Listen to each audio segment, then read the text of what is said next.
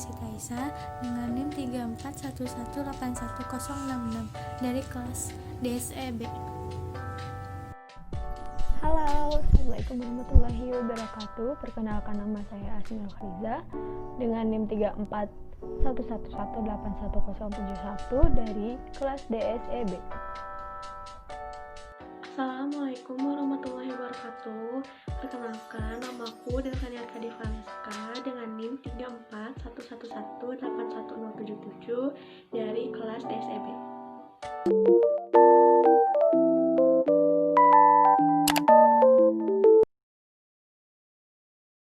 Tombol start. Sesuai dengan namanya, tombol start ini berfungsi untuk memulai media pembelajaran. Untuk yang selanjutnya ada button sound. Button sound ini berfungsi untuk mengatur background dari media pembelajaran. Nah, dengan button sound ini kita bisa mengatur apakah kita ingin menggunakan background atau tidak pada media pembelajaran ini. Oke, selanjutnya adalah button exit. Nah, button ini digunakan untuk keluar dari frame. Kemudian ada button back dan button next. Nah, button back ini digunakan untuk kembali lagi ke frame sebelumnya, sedangkan next untuk melanjutkan ke frame selanjutnya. Baik, di sini saya akan menjelaskan fungsi dari button materi. Nah, di dalam fungsi button materi terdapat beberapa materi tentang denah, letak tempat, dan letak titik. Nah, di materi tentang denah yaitu pengertian dari denah, cara membuat denah, dan contoh gambar dari denah sendiri, dan penjelasan dari contoh gambarnya. Nah, yang kedua yaitu materi tentang letak tempat. Nah, letak tempat di sini materi yang terdapat menentukan letak tempat pada daerah atau pada peta dan penjelasannya. Yang ketiga yaitu materi tentang letak titik. Letak titik pada koordinat kartesius dan penjelasannya. Baik, di sini saya akan menjelaskan fungsi dari button latihan soal. Nah, di button latihan soal ini terdapat beberapa soal yang harus dijawab, dan setelah mengerjakan beberapa soal sampai dengan selesai, maka akan muncul nilainya langsung. Baik, di sini saya akan menjelaskan fungsi dari button profil. Nah, fungsi dari button profil ini yaitu menampilkan beberapa profil pembuat yang terdiri dari nama, NIM, jurusan, instansi, dan hobi. Nah, kali ini kita akan masuk ke bagian penjelasan code. Seperti yang sudah dilihat di ActionScript, di situ terdapat beberapa fungsi. Yang pertama ada fungsi stop. Stop ini berfungsi agar kita bisa berhenti di frame yang sedang kita buka. Jadi tidak berpindah-pindah framenya. Kemudian di situ ada tombol materi, tombol latihan. Nah, nama-nama tersebut merupakan nama tombol yang namanya itu harus sama dengan instance name yang sudah diisikan di properti. Kemudian terdapat dua aksi ketika kita mengklik tombol, yaitu next frame dan juga go to and stop. Sebetulnya fungsinya sama, yaitu untuk berpindah frame. Hanya saja untuk next frame itu kita hanya bisa berpindah ke frame berikutnya. Sedangkan untuk go to and stop, kita bisa mengatur kita ingin berpindah ke frame mana dengan mengisikan dalam tanda kurung tersebut nomor dari framenya. Misalkan kita ingin ke frame 26 atau 27, kita bisa isikan kurung tersebut dengan framenya. Nah, jadi bagaimana sih caranya agar button tersebut bisa berfungsi? Langkah pertama adalah kita harus menjadikannya sebagai simbol.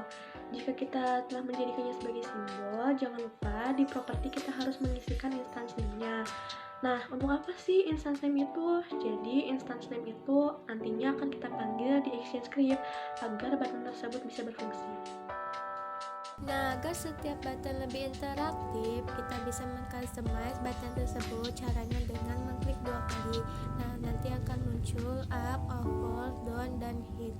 Nah, sebelum button tersebut kita sentuh, maka dalam keadaan up. Nah, setelah kita sentuh dan warna tulisannya berubah, maka dalam keadaan over.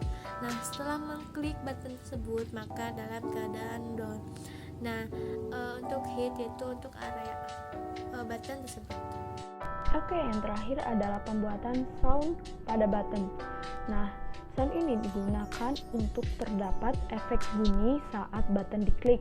Cara pembuatannya yaitu klik pada bagian down, kemudian akan muncul tampilan properties. Pada bagian properties terdapat frame. Nah, pada bagian frame terdapat menu audio, kemudian pada menu audio terdapat name.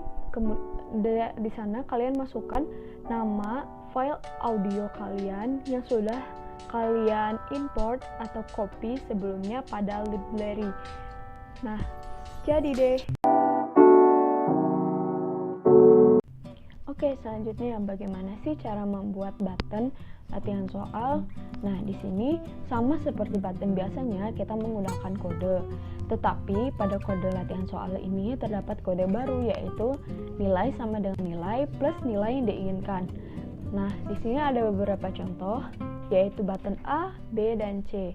Nah, di sini hanya terdapat kode baru hanya terdapat pada bagian button A yang menunjukkan bahwa button A merupakan jawaban yang benar. Kemudian kita gimana sih cara membuat tampilan skor akhir? Nah, di sini terdapat properties. Nah, pada properties pada bagian text tool kita pilih pada bagian dynamic text. Kemudian pada dynamic text kita menuju ke Ember. Nah, di sini Ember kita pilih bagian all. Kenapa kita pilih bagian all? Karena agar bisa menampilkan angka ataupun huruf. Kemudian setelah melakukan semua langkah-langkah kita klik OK. Lalu pada bagian gambar senang, kecewa, dan sedih kita pergi ke simbol. Lalu pada bagian simbol kita ubah menjadi movie clip. Kemudian beri nama sesuai dengan gambar, seperti gambar senang, kecewa, dan sedih. Nah, yang terakhir kita menampilkan nilai akhir. Nah, gimana sih cara membuat tampilan nilai akhir? Nah, di sini kita menggunakan kode ini. Pada bagian pertama, kode ini digunakan untuk menampilkan jumlah nilai akhir. Nah, pada bagian kedua terdapat senang, kecewa, dan sedih bernilai false. Kenapa sih bernilai false? Karena tidak akan menampilkan semua gambar pada layar.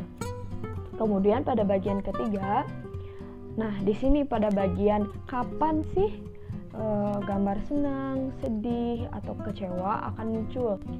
Jika hasil akhirnya di atas 50, maka akan menampilkan gambar senang. Jika hasil akhirnya hanya 50, maka akan menampilkan gambar kecewa.